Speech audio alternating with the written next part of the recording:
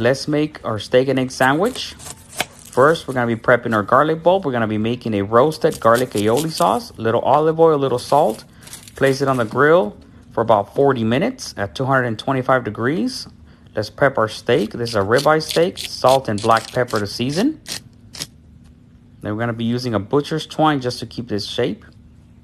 Going to be using my meter probe to track the temps.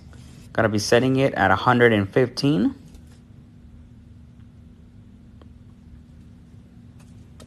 Now halfway through, we're going to flip the steak.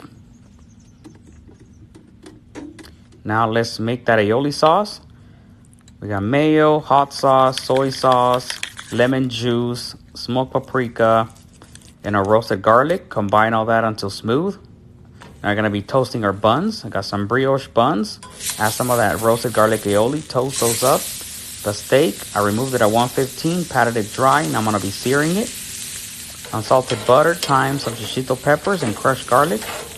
Now you're going to baste it. I removed it once it hits an internal of 130.